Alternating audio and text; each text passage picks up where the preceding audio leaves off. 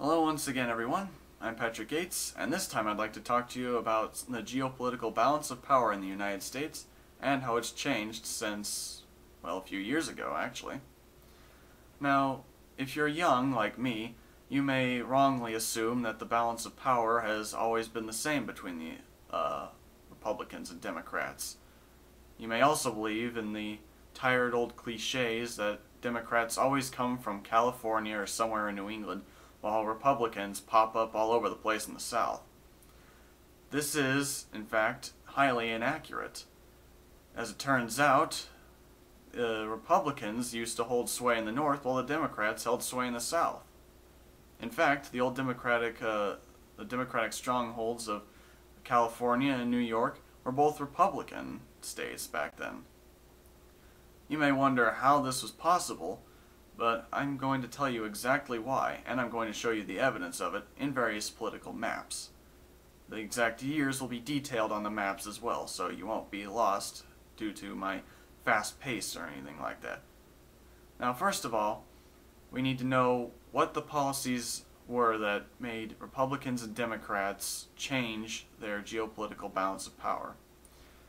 Now, we all know that Republicans tend to support war these days and more conventional methods of economics, such as capitalism in its most pure form. However, the Democrats, who are more liberal, generally tend to go with the sponsorship of the poor and an anti-war mantra. However, these policies were not what defined the parties before. Before now, parties were defined by their opinions of racial relations. Now, this is very important because during the Civil War, racial relations played a huge part in electoral politics. After the war, the Democrats settled down in the South, where they could find a stronghold among bitter Southerners who were angry at the slaves having been released, while the Republicans took up their strongholds in the North. Now, the North believed that the abolition of slavery was the right course of action, but not everyone believed that the African Americans should have the same liberties as white Americans.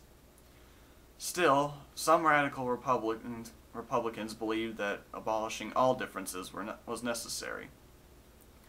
Democrats and Republicans clashed on these issues numerous times over the years, and this culminated during the Civil Rights Movement in the 60s.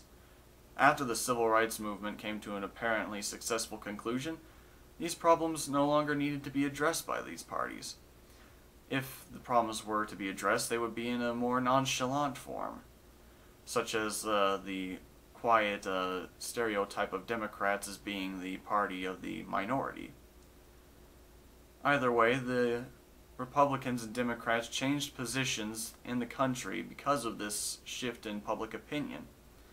Public opinion now cared about different issues, such as wars and economics. Both of those issues are now very important today, which is why the Republicans and Democrats have divided up the country based on these issues.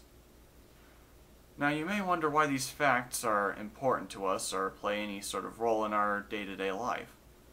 In fact, they play a very important role in our day-to-day life because if these changes hadn't taken place, America, and possibly even the world, would be completely different from the way they are today.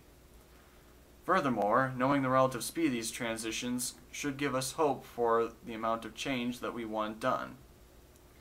If the entire political makeup of the country can be changed by one election, such as the 1992 election, where Bill Clinton won, then perhaps there's hope that the entire United States can change completely. Either way, I hope that you enjoyed the speech and that it'll help you cement your resolve behind your political party, whichever one you may choose. Good luck, and thanks for listening.